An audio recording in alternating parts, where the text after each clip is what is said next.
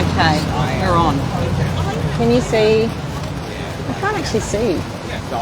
It makes it hard, doesn't it? Yeah, is that on the one? I can't even see shit. You need to turn your brightness up. So, have you gone live yet? Yeah. Oh, okay. Ah, yes, you can see now. Okay, peeps, this is now live. Everyone. These are now live, so you're now in the. Just letting you know.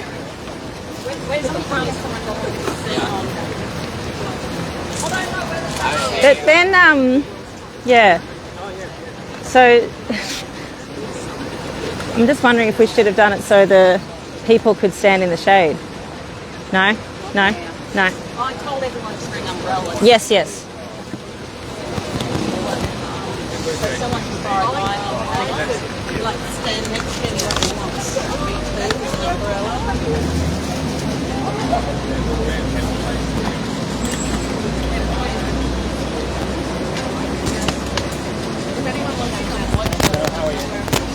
Feel free to hold signs, anyone. You want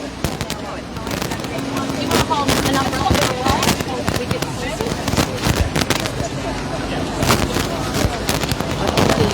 is going to be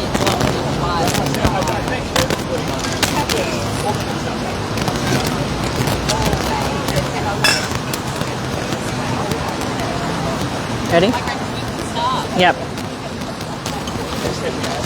let's start. Oh, sorry, Annie. Okay, we're starting.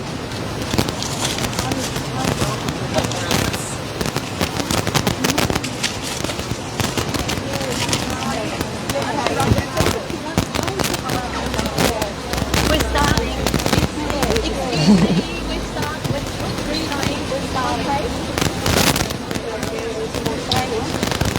But don't stand so the cameras are there. Oh, okay.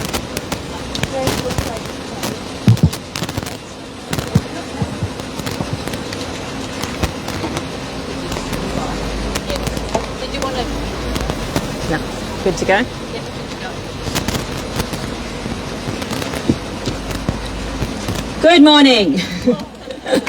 Good morning, everyone. And hasn't a lot happened since last time Woman Up Queensland held a speaker's corner here in the city?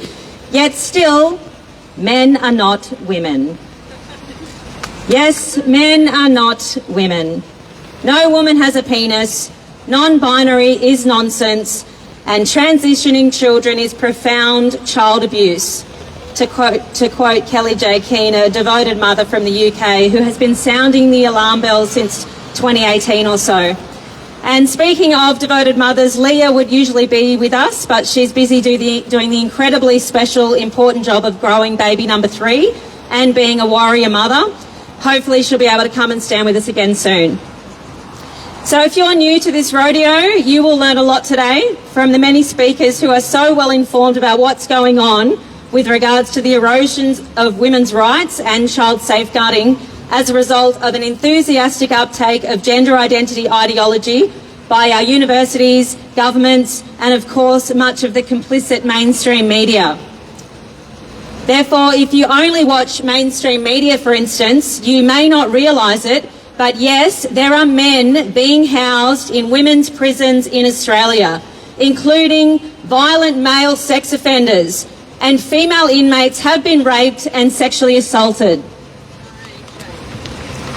This isn't progress.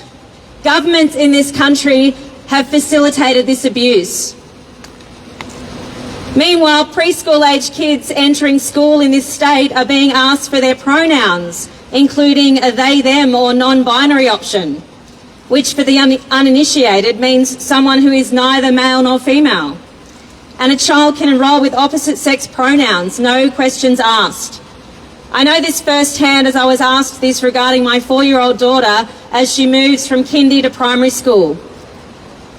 This is putting 4 and 5-year-old kids who sometimes truly believe 100% that they are fairies, dragons or superheroes on the pathway of social transition. And we know this very usually moves onto what are euphemistically called puberty blockers, but which are powerful off-label experimental drugs such as Leuprolide to interfere with their natural puberty and which in most cases then moves on to wrong sex hormones, both with irreversible effects on the child's development, freezing them in a prepubescent state, stunting their growth, causing serious health issues, and sterilising them. This initial social transition, calling little Johnny Jenny and pretending he's a little girl, also embeds and affirms an absurd delusion. And it's forcing teachers and the other students to play along and participate in the sex rejection. So this makes it more difficult for the child to change course and reconcile with their biological sex, which studies show generally occurs in over 90% of cases of gender incongruence if the child is permitted to go through natural puberty. This isn't progress. This is state-sanctioned child abuse. Thankfully, since January, no new prescriptions for puberty blockers have been written by public doctors in Queensland. The Supreme Court ruled in late October that there had been a procedural error in the government's original ban, but it was positive to see the Health Minister, Tim Nicholls, decisively issue a ministerial directive reinstating the ban. The celebrations from those who wish to subject vulnerable youth to these experimental and totally unnecessary interventions were short-lived. The government-ordered report by Professor Ruth Vine is due to be completed today, but at this stage we don't know if it will be made public. All we can hope is that it concurs with the most thorough review to date, the UK CAS review, that there is not a reliable evidence base upon which to make clinical decisions regarding gender-affirming care. And no, this does not mean we should be carrying out clinical trials of puberty blockers on vulnerable kids. We already know the effects of these harmful drugs. This is an ongoing medical scandal being championed by the progressives, and the thought of inflicting more pain onto 200 plus kids, as they plan to in the UK, is beyond outrageous. There is no right or wrong way to be a boy or a girl. Puberty is not a medical condition and should not be pathologised. Kids should be encouraged to love and accept themselves just as they are. Drugging them, interfering with their natural puberty, cosmetically altering their bodies, chemically castrating them, and playing along with their psychological delusion is no form of medical treatment, it is child abuse. Everyone who stands with us today and anyone who speaks is brave and is taking a stand for truth. You are also inspiring others to speak the truth. We all have a responsibility to speak the truth. We especially have a responsibility to speak the truth to the younger generations who are being lied to and indoctrinated, all to validate the falsehood that men are women if they say so. Who would like to speak? Can we just quickly say hello to Angie Jones, who may be running against John Pesutto in the Victorian election in 2026. She's still making up her mind, but we need to encourage her to do that. Okay, so who else would like to? Yep.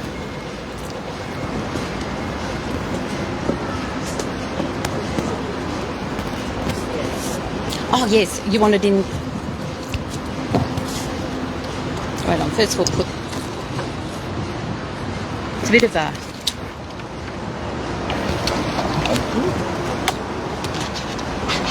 No, the spring bright. Oh, is that? It's the other way round, I think. Oh no, that's holding, isn't it?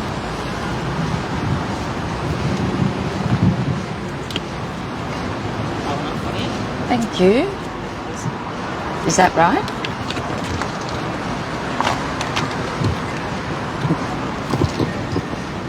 Okay. Great.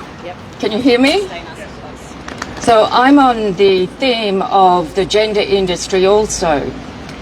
I wanted to talk about an article written by the journalist, Australian journalist, Bernard Lang, one of my favourites, who writes for the Substack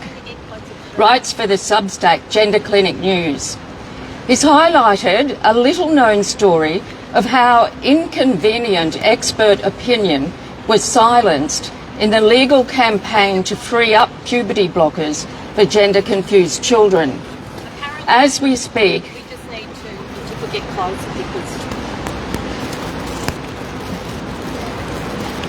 As we speak, the issue of access to puberty blockers is a continuing contentious issue here and overseas, as additional countries recognise the need for greater caution following several systematic reviews of the long-term risks these pose to the health and well-being of children and adolescents, and as the evidence of benefits is demonstrated to be remarkably weak.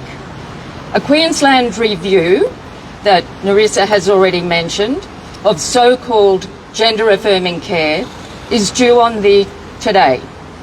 This treatment for new patients has been paused in the meantime. The federal government's review of guidelines administered by the National Health and Medical Research Council, announced in January this year, has been given 3 years to report, with no pause on puberty blockers or cross-sex hormones in the interim. In this context, Bernard Lane has reported on a statement from Diana Bryant, former Chief Justice of Australia's Family Court in the 2010s, saying she now has doubts about the landmark ruling in the case of Ree Jamie that liberalised access to puberty blockers. In a recent article in The Australian, she stated, if I were deciding this case now and had the evidence that is now available, I certainly doubt that I would have come to the conclusion that court approval wasn't needed for puberty blockers. Things have absolutely moved on since 2013. What influenced her reconsideration are reported to be these factors. The 2024 UK CAS review, which undermines gender clinic claims of beneficial outcomes and confirms the weak evidence base of their supposedly life-saving hormonal treatments. Concerns that the natural sex hormones suppressed by blockers are essential for critical stages of cognitive development. The fact the adolescent brain's bias is towards impulsive decision-making and group belonging. The unprecedented surge in chiefly female teenage patients with the possibility of peer pressure, and the risk that a minor's rejection of birth sex may be driven by overlooked factors such as poor mental health, autism, and awkward same-sex attraction. In the Ree Jamie case, the judges accepted an argument by, no surprises, the Australian Human Rights Commission that the risk of a child being wrongly prescribed blockers was not too serious because anonymised experts in the proceedings had asserted that the drugs were fully reversible and had no side effects. Judicial oversight of paediatric gender medicine has been required since a 1992 controversial case. With the decision in Ree Jamie that a court's approval was no longer required, Children's Hospital gender clinics were free to roll out blockers. Bernard Lane reports that in the Ree Jamie proceedings, an still unnamed, public authority concerned about the interests of other children with disabilities was not allowed to show the judges a report that might have disrupted the gender medicine groupthink. That report, the court was told in 2012, covered the nature of the controversies currently in the medico-scientific literature regarding gender identity disorder, the ethical issues in respect of the attitude of the child, and the controversies which arise in respect of treatment for a child which may span a significant number of years between puberty blockers and cross-sex hormones. As Bernard Lane states, it sounds like useful information. The public authority wanted the court to have the benefit of a psychiatrist's affidavit on the state of the evidence on childhood gender identity disorder, where the authority described it as, a controversial and complex psychiatric disorder. Introduction of this competing evidence was strongly opposed by the lawyers for Jamie's parents, and also there was complex legal technical issues surrounding when evidence is allowed to come before the court. The serious issues that were allowed to come before the court in summary submission form, not in detailed evidence. Sorry about that. Thanks, yeah. Included, the cause of the disorder is not understood, the procedures are experimental, the procedures are ethically complex and contentious, the procedures would commence or continue a gender change process, a major life-altering decision, and there are differing professional opinions as to how a child or adolescent should be treated for this disorder. As Bernard Lane states, that snapshot of the state of play still holds true today. It fits with the 2024 findings of the Cass Review and the rationale for the international shift away from routine gender medicalisation begun in the Nordic countries 5 years ago. None of this is new. The new, more cautious approach gives priority to psychological and psychiatric treatment of the mental health disorders that are overrepresented in gender clinic caseloads. Mental and emotional disorders, not gender distress itself, are the real drivers of suicide risk in gender clinic caseloads, according to recent research based on Finland's comprehensive health registers. This study from 2024 has been recognised as providing robust findings. Diana Bryant's admission that evidence available today would certainly have changed her decision in 2013 only adds weight to the pressing need to pause these medicalising treatments, if not stop them altogether, while reviews are conducted, some of them not so independent and a little like a Clayton's review. Even more rationally, Australia should acknowledge the high-quality systematic reviews of evidence from multiple countries already in existence and stop delaying and incurring unnecessary expenditure and unnecessary sacrifice and suffering, and act to adopt the cautious approach already adopted elsewhere.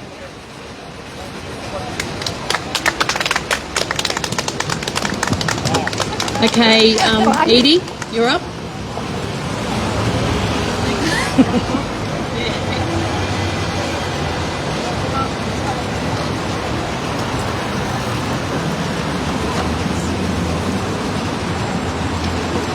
Hello everyone, my name is Edie.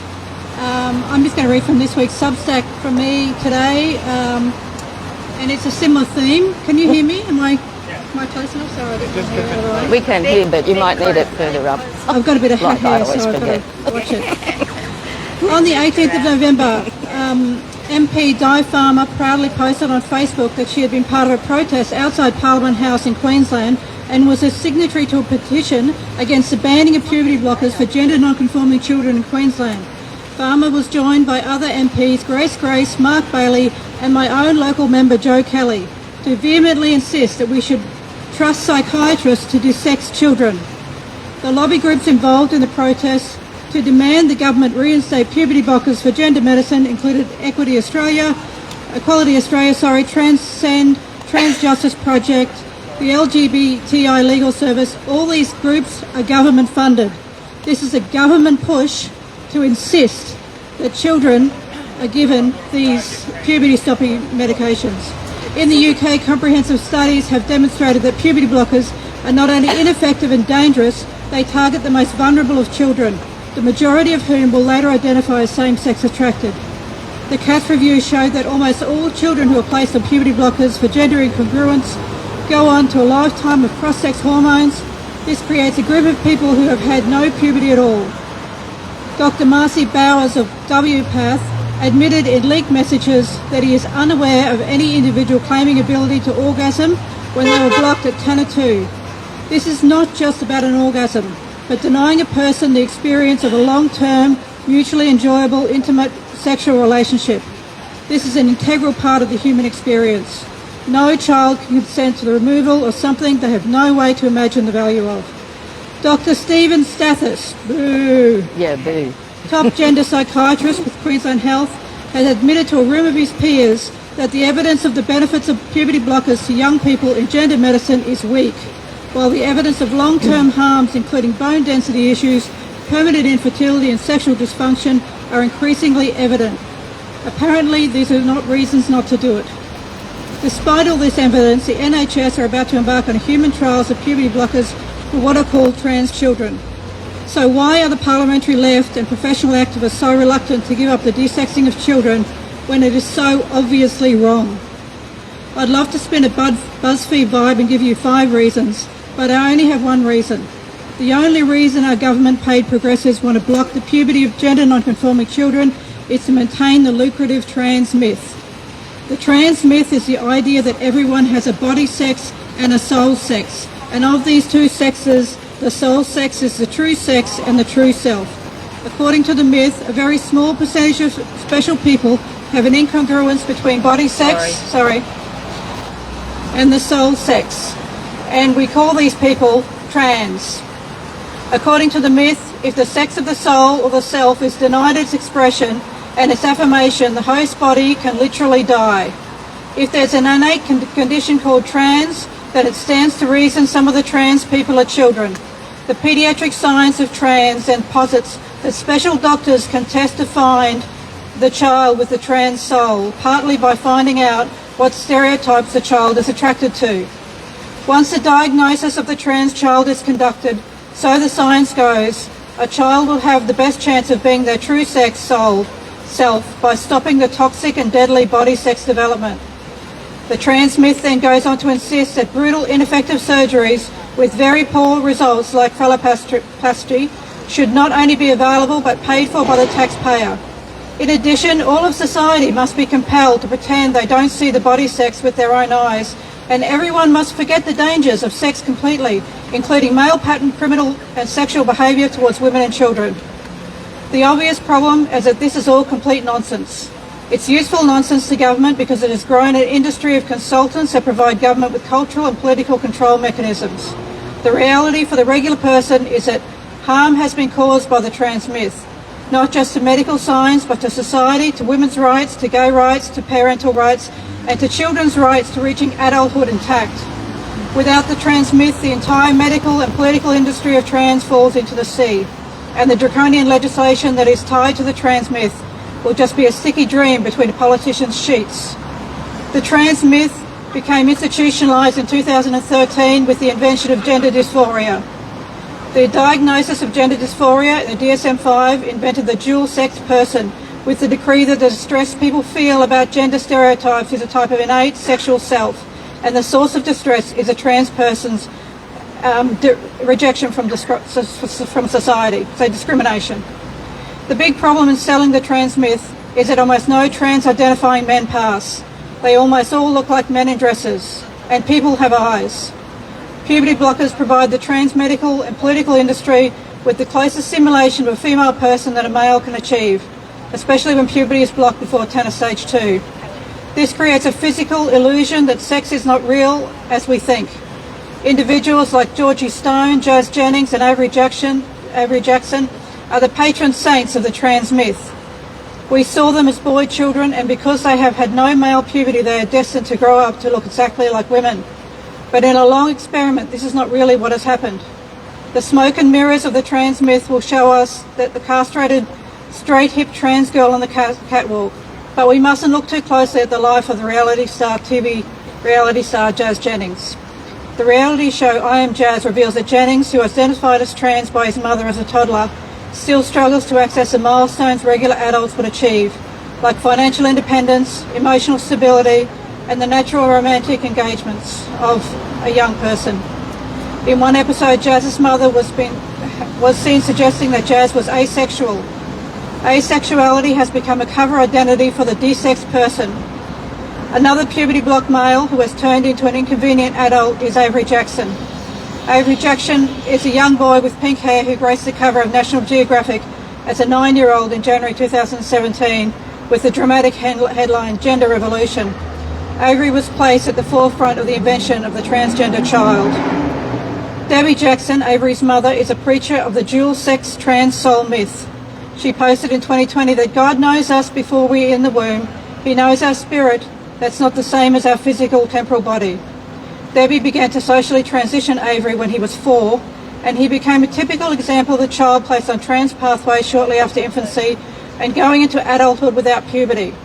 Debbie posted on X in 2020 in reply to a J.K. Rowling tweet that her daughter is female and she absolutely would feel like you hated her if you denied that reality. But by 2022, Avery was course correcting and identifying as non-binary. It turns out Avery wasn't a girl inside after all. Debbie now refers to her son by plural pronouns, declaring him to be valid and happy. If the trans myth is not true, which it is not because it's ridiculous, what we have done to children in its service is a scandal. Those who have been complicit, those who have profited, can never look and see what they have done. There is only one way to break the trans myth on which the house of cards of gender identity rests. We have to tell the truth. We must tell the truth about sex always and everywhere. Those of us who have committed to never use wrong sex pronouns, to see a man and say a man, to not accept our life any lies about human sex categories, suffer all kinds of abuse and vilification. But the more of us who commit to this path, the sooner this will end, and we can start to heal our society from one of the most dangerous lies ever told by government. That's it.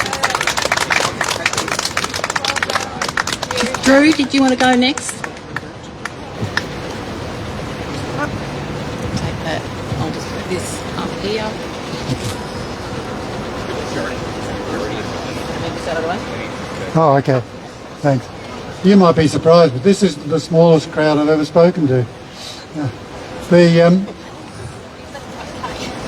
I went to a function the other night and I heard Sal Grover and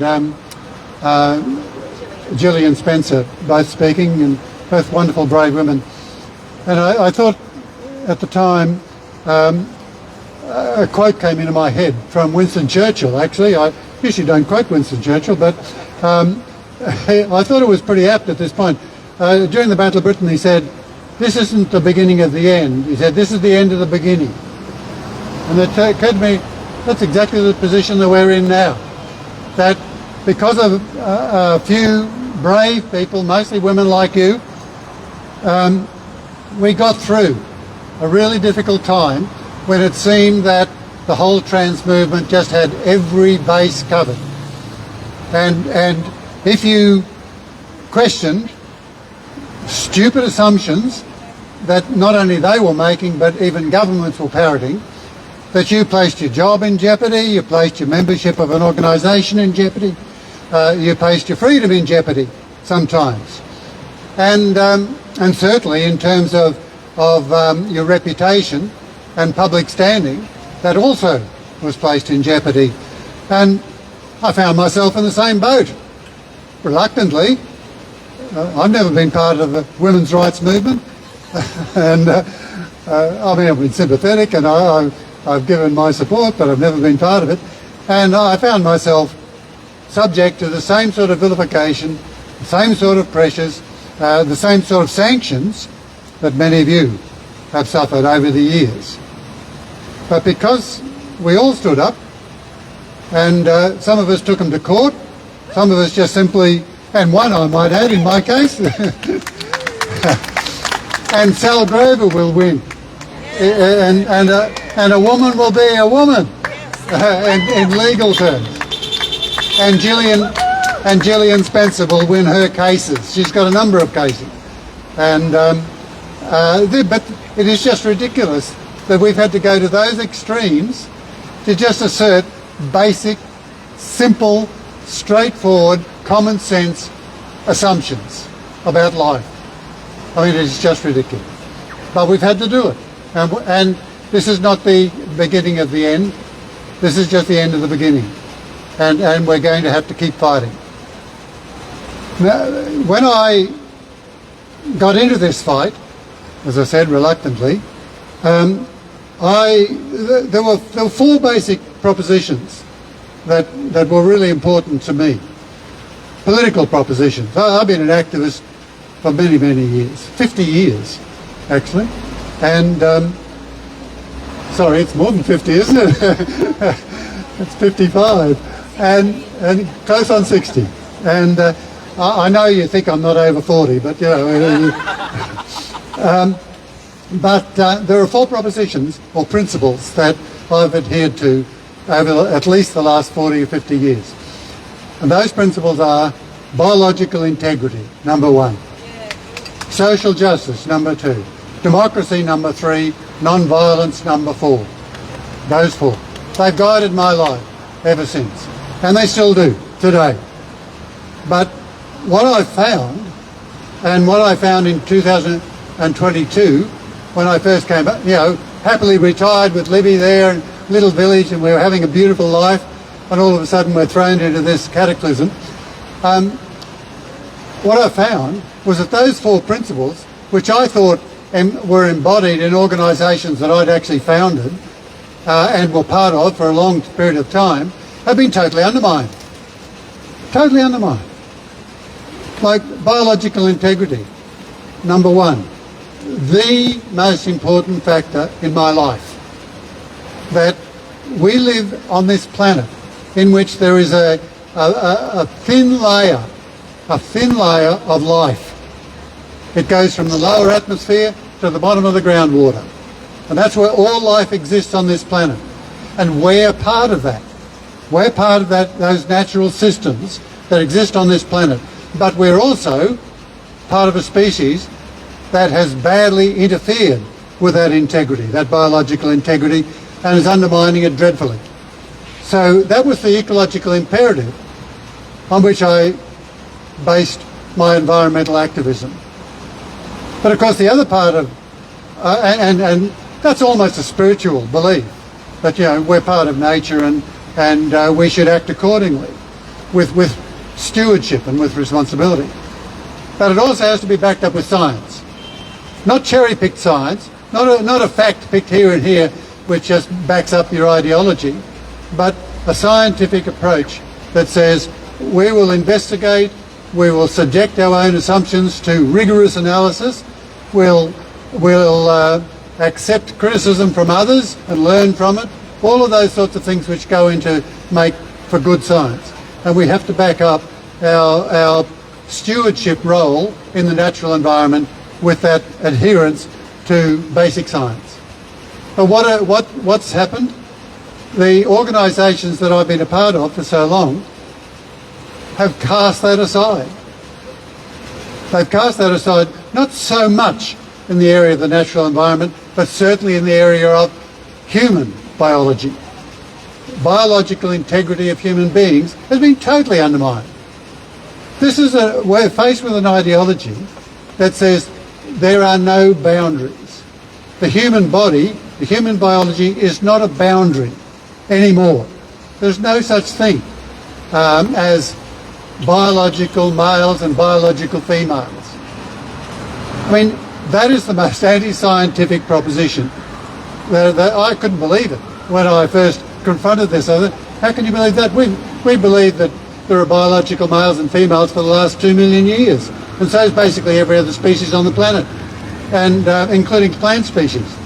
And yet here we are, confronted with this ridiculous proposition that governments have even swallowed and incorporated into legislation. So biological integrity has been undermined by this stupid ideology. Social justice principle, the second of those principles, has also been undermined. And instead of universality, the idea that we share a common humanity, and that should underpin all of our approach to human rights, we've got tribalism. We've got tribal pursuits of political and social power by particular groups who portray themselves as victims when in fact they're not, and who demonise other groups in society who they see as undermining or oppressing them, causing them to be victims. It is a perverted notion of social justice. The same with democracy, the third principle on which I base my life. Democracy is a system with free and fair elections and rule of law and so on. But at the core of all of that is the whole notion of free speech. If you don't have free speech, you don't have democracy. If you don't stand for free speech, you are not standing for democracy. And I was thrown out of my party on the basis of I was not allowed my freedom of speech. And that is the key element in this whole struggle. We are not allowed to say that and Kirralie Smith is in court at the present time for saying it. We're not allowed to say there are biological males and biological females, and females should be able to have their own spaces. Gillian Spencer's got thrown out of her job for saying you shouldn't try to turn biological boys and biological girls into the opposite sex. This is the sort of, if you speak up against those things, then you are going to suffer the consequences. That is not freedom of speech. And the last one, non-violence. I actually I saw on my Facebook page some young women, I think it was, who said, who just were selling T-shirts that said, "Kill all fascists." And I said, well, hang on. First of all, what's a fascist? And secondly, why would you bother killing them? Or why would you not argue with a fascist or embody a lifestyle that says the opposite of what fascists are saying? Why are you saying kill them? And they said, they accused me of being a bigot for not wanting to kill fascists. And I thought, my whole adult life, I have adhered to non-violent social change.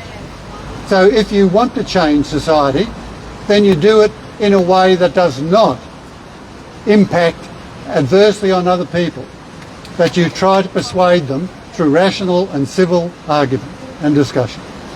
And I mean, in that I've followed ideas of Gandhi and Martin Luther King, people like that who've done it, and I've embodied it in all the campaigns that I've been involved in or led.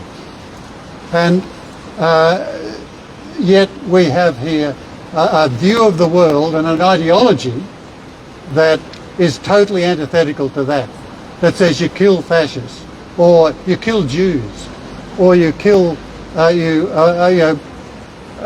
kill Palestinians, whatever. You know, that somehow or other we lost the whole notion of non-violence in any sort of progressive politics. And I want to regain that. Now, Gandhi used to say, even if you're a minority of one, the truth is the truth.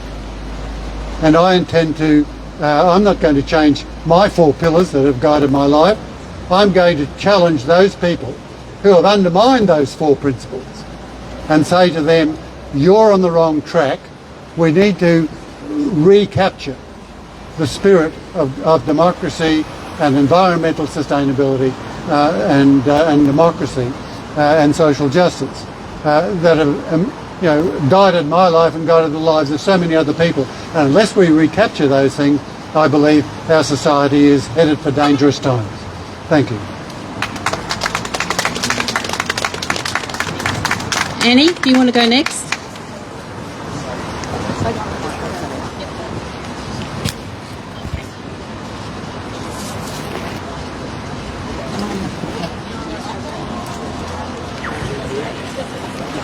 Oh, better put my glass.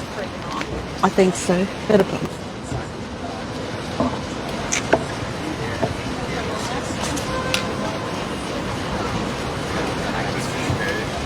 How do I take it off mute?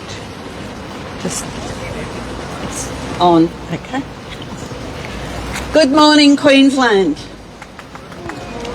The close of the year approaches. Jacarandas have blossomed, cicadas buzz, and holiday plans are underway. Yet despite the order evidenced in these familiar events, all is not well in our beautiful state.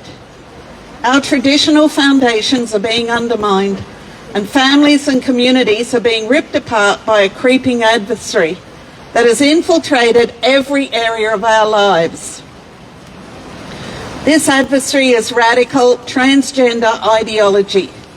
To clarify, it's the anti-science, anti-human, pseudo-religious belief that some human beings exist in the wrong body and that the sex of an individual can be medically altered. But transgenderism is more than an ideology. It's a dangerous movement with millions of adherents. As I speak, it's being used as a weapon against Queenslanders to blow up the hard-won rights of women and dismantle boundaries put in place to safeguard children. The need for the LNP government to take defensive action against it is urgent. So it's important to assess how the government has responded to the challenge of eradicating this menace from our lives. And my job today is to deliver the end-of-year report card. To begin, I acknowledge several commendable actions throughout the year. The decision of the Minister for Health, Tim Nicholls, to pause the use of puberty-blocking drugs for new patients under 18 was a standout action. It was a sensible response to an alarming situation at the Cairns Sexual Health Service, where, according to the Minister, gender services for children may not have aligned with Australian treatment guidelines. No reasonable person would accept similar deficiencies in the standard of care in any other area of medicine, and the Minister's decision to intervene was both necessary and justified. Despite the screams from the transgender activists and a lost legal action, the Minister forged ahead with a new directive to continue the pause, which is in place until he receives the results of an independent review. Well done, Minister. The Queensland Minister for Women, Fiona Simpson, is also commended for restoring respect for women. When she was asked to tell Parliament how she defines a woman, she stated that in Queensland a woman is an adult female human being. Her statement stands in stark contrast to her Labor predecessor, who asserted that a woman is anyone who identifies as a woman. Good work, Minister Simpson. The Minister for Child Safety and Domestic Violence, Amanda Cam, distinguished herself on the floor of Parliament. She voiced her gender-critical perspective by stating that to protect women, you need to know how to define a woman. Of course, she meant how to define a woman correctly. Top marks for critical thinking skills, Minister Cam. My final commendation is directed to the female members of the LNP. At their recent State Council, they spearheaded the passage of a significant resolution. It calls for the entry to female toilets and change rooms to be restricted solely to biological women and girls and young children. The resolution places responsibility onto the Parliament to introduce corresponding legislation that enshrines these measures in law. Great work addressing the safety and dignity of women and girls, ladies. Folks, these successful assaults on the encroachment of transgenderism are encouraging. However, I'm sorry to say they're also completely insufficient. This aggressive movement must be met with a fire in the belly for truth and reason, and the Queensland Government has yet to demonstrate they have it. And that's led to some very significant failures which can't go unremarked. The most notable of these is the lack of action in repealing or amending existing laws that directly harm women and children. One of the worst is Labor's vile legislation permitting sex self-identification at 16 and above. It gives the right to individuals to legally identify as the opposite sex and change their name and sex on their birth certificate, all without sex reassignment surgery or even a doctor's sign-off.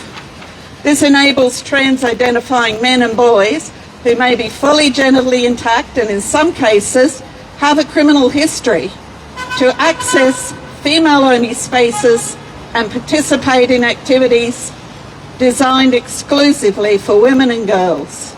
It's misogynistic in the extreme and one of the most detestable and diabolical pieces of legislation ever passed in the state.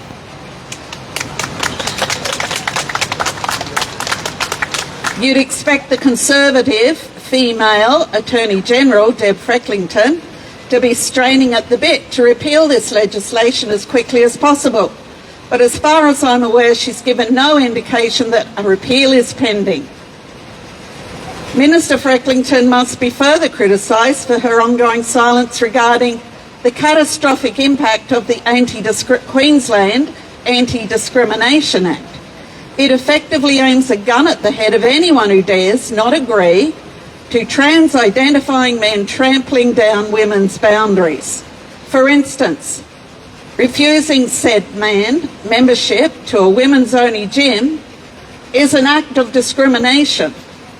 Refusing breastfeeding assistance to a man who thinks he can suckle a baby is likely to raise an official discrimination complaint.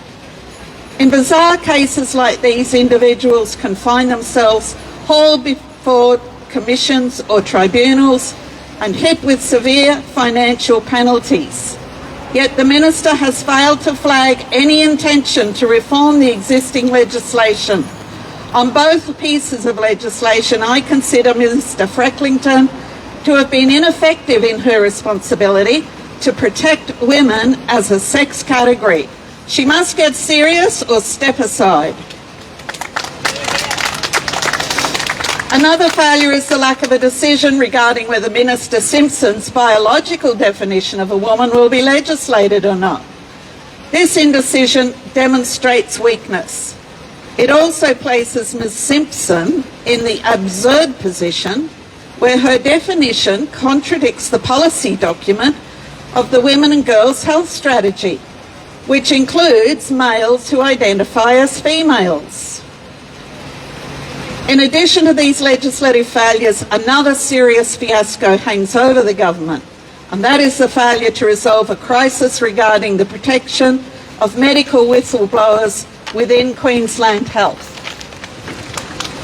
Currently, doctors, nurses and allied health professionals are afraid to speak forthrightly about treatments for kids who claim to be transgender.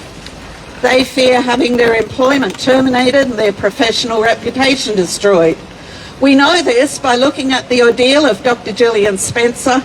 Her nightmarish experience at the Queensland Children's Hospital highlights the punitive treatment handed out to those brave enough to raise concerns about the transitioning of kids. The silencing of legitimate medical dissent is something that must never be tolerated. Minister Nicholls needed to act to assure the public that medical decisions for gender-distressed kids are not made under coercion, and he should have Dr. Spencer reinstated. His failure to do either is highly unsatisfactory. Queensland, there's so much more to say about how our government is dealing or failing to deal with dangerous transgenderism. I could speak about its incursion into women's sports and prisons, or the experiences of kids at school or of women in the workplace. But with my time running out, I'll conclude with a summary comment. The Crisafulli government has given Queenslanders cause to hope that transgender ideology will not succeed in its war on biological reality. However, I've not yet seen the sort of tough action that's needed to make me believe the LNP government is truly committed to ensuring the rights and protections of women and children are unassailable. And that's unacceptable. While this government dithers, women will continue to denounce it.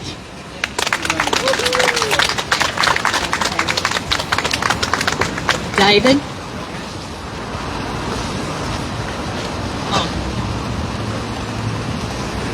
Hold on. You hold that. I'll do this. Ready? Yeah. There you go. Sorry, I'm just picking up on a couple of points the previous speakers have made. Trans justice I have heard of before, and they get access to fringe benefit tax exemptions and are clearly an activist organisation. If the premise is that trans women are women, why would you need a trans justice organisation that's government funded with FBT exemptions? You'd just have a women's organisation, wouldn't you? Coming to leuprolide acetate being mentioned by another one of the speakers, it's commonly a drug used for prostate cancer in men, and one of its side effects is about a doubled range of rates of depression. And that's when prostate cancer is the alternative. The irony is that the trans movement wishes to try to claim that it lowers rates of depression in kids when they're a bit imaginative and a bit camp. The only logical conclusion we could draw from that is that I guess trans men aren't men, if we were to believe that absolute shit. Sorry, I'm just trying to find my speech. Yeah, no, it's just here. So the latest cries, based on what's sort of been happening in the UK, is we won't be allowed into spaces based on how we look. Adults are regularly banned from spaces based on how they look. I recall a friend of mine being banned from the family because his clothes were too street. As an alcoholic myself, I've been denied entry. In fact, in Adelaide, friends are pretty certain I'm the only person to have been stopped and banned from getting into the Exeter. I may be a few days sober, but that doesn't change that I'm an alcoholic. I don't, however, make licensed venues validate me as an alcoholic.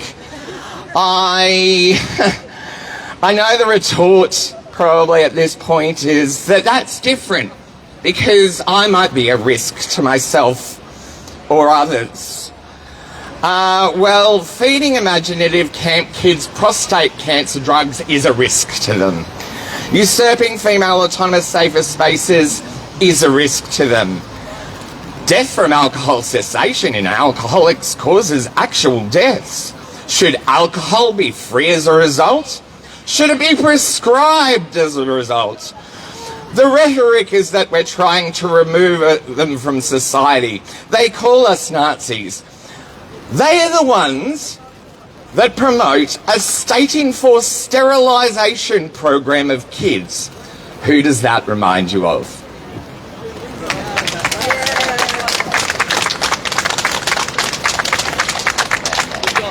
Is there anyone else who'd like to speak? Is there anyone else who'd like to speak? Yeah.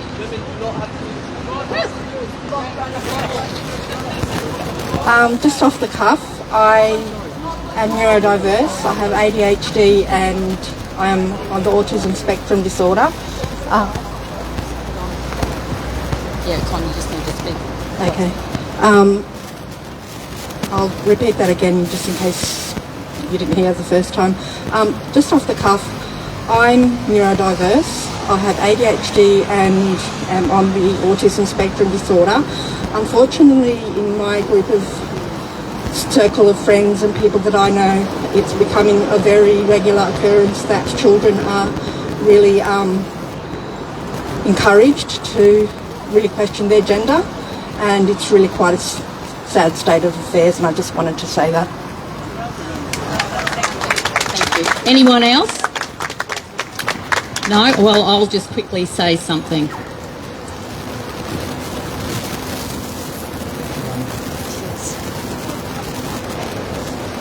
Today I'm going to speak about a crisis that governments refuse to name. A crisis that is real, predictable and preventable. Sex-based discrimination through neglect. For decades, women fought and many suffered to secure the protections that allowed us to live with safety, privacy and dignity. Female-only shelters, female-only hospital wards, female-only sports and female-only prisons. These were not symbolic gestures.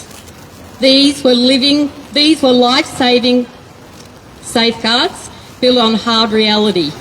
Women face risks and male violence overwhelmingly targets us. And yet in recent years, governments, both state and federal, have quietly dismantled these protections. Policies have been rewritten, definitions have been blurred. Sex-based standards have been erased, all without consultation, all without evidence, and all without regard for women and girls who rely on these protections. This is not protection, this is abandonment. Women are being told our boundaries no longer matter, that our fears are irrelevant, that we are big...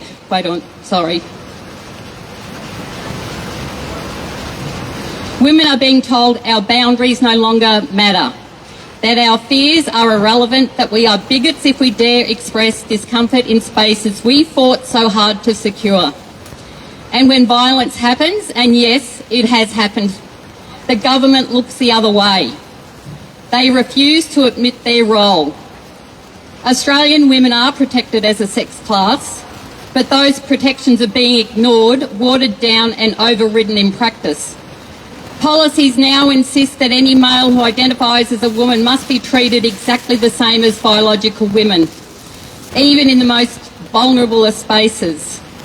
These men have been given the legal protections of a woman. They're men, they're not women.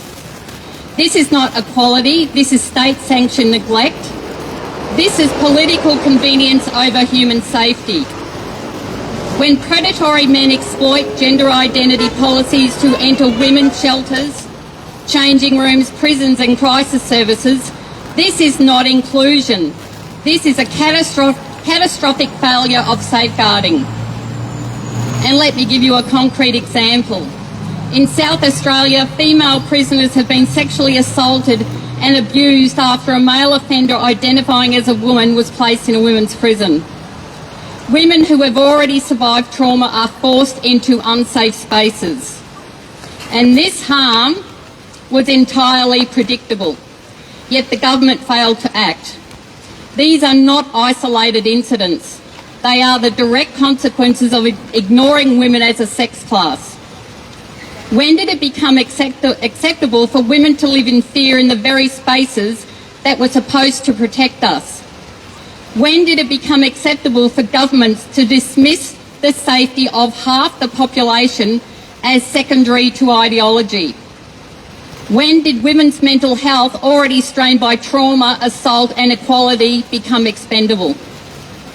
Women are reporting anxiety, panic attacks, hypervigilance, withdrawal from sport and avoidance of public spaces.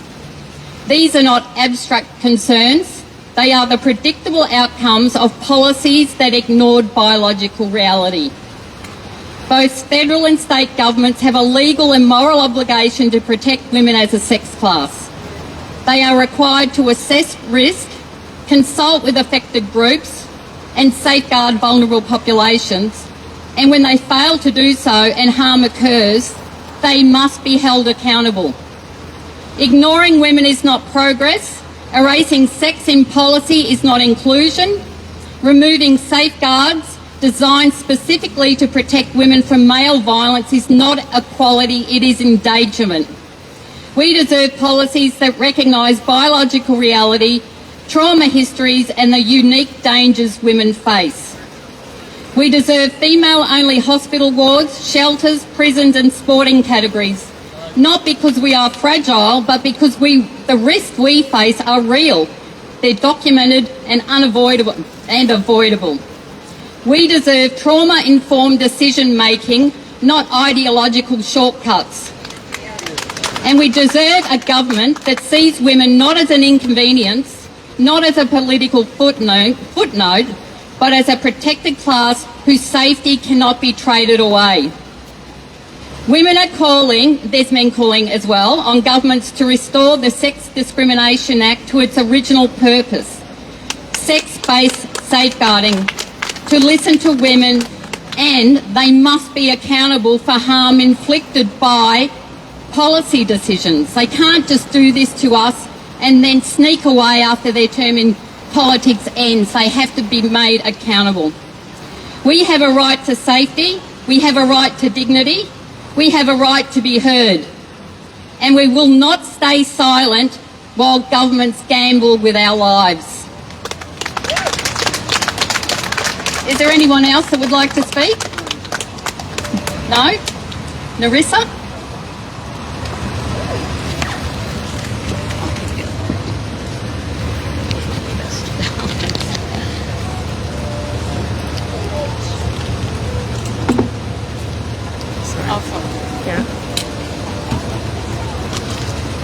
Yes, I told you so much has happened since our last event. And women are still being punished for standing up and saying no to this madness. We've already heard about a few of them already, and just in Queensland alone, Gold Coast businesswoman Sal Grover is awaiting the judgment of her appeal to the federal court. Her crime? Saying no to a man who wanted access to a female-only app that she created. We should note too that the national broadcaster, the ABC, reported on the original lawsuit very minimally, Tickle versus Giggle, when Sal was being taken to court, and was very clearly biased towards poor Roxanne Tickle. However, now that the Giggle v Tickle appeal has been heard, where Sal's legal team assert that the ruling contains serious legal errors, including a misinterpretation of the legal definition of sex under the Sex Discrimination Act, well, surprise, the ABC has strangely been silent and not even interviewed Sal Grover over the whole 3 years. It's scandalous. Meantime, the Sex Discrimination Commissioner, Anna Cody, embarrassed herself royally in Senate estimates when she claimed not to understand the meaning of the term biological man. We live in clown world, and we stand with Sal Grover. Gillian Spencer, Dr. Gillian Spencer. Dr. Gillian Spencer is another woman, mother and child and adolescent psychiatrist who's being punished for blowing the whistle on harms being done to vulnerable children in the Queensland Children's Gender Clinic here in Brisbane. Her crime? Refusing to comply with an automatic affirmative approach to children experiencing gender distress. Instead, she advocated for a careful, evidence-based and holistic approach that considers each child's broader mental health and family circumstances. Gillian's legal fight has the potential to set an important precedent for professionals across the country, because no one should face disciplinary action or dismissal for refusing to endorse a political or ideological orthodoxy. We stand with Gillian Spencer. Both women have legal fees, while men like Tickle are funded by groups like Equality Australia. So if you can spare any money, please Google them and support their causes. Meantime, an Australian icon and co-founder of the Australian Greens and Queensland Greens, Drew Hutton, who is here today and has spoken today, was recently reinstated to the party he founded after the Greens' own legal team found Drew had been denied natural justice on 4 separate occasions during the internal disciplinary proceedings that led to his expulsion. A process that was backed by federal Greens leader and Brisbane-based Senator Larissa Watts. His crime? Drew agreed with gender-critical women like us within the Greens party that there was indeed a collision of rights when you say that men are women if they demand it. We're still waiting on an apology from Larissa Waters as Greens leader. We stand with Drew. He is a legend. To quote another brave warrior woman, Australian mother Kirralie Smith, who is also being hauled through the courts for refusing to pretend men are women. Once upon a time, slavery was lawful until people stood up and said the law was wrong. Once upon a time, segregation was lawful until people stood up and said the law was wrong. Today, the law says men can be women, and calling it out or speaking the truth is violence and vilification. The law is wrong, and we must all stand up and speak out until the law is changed. And that's exactly why we're speaking out again today. So thank you all for coming, and to all the speakers.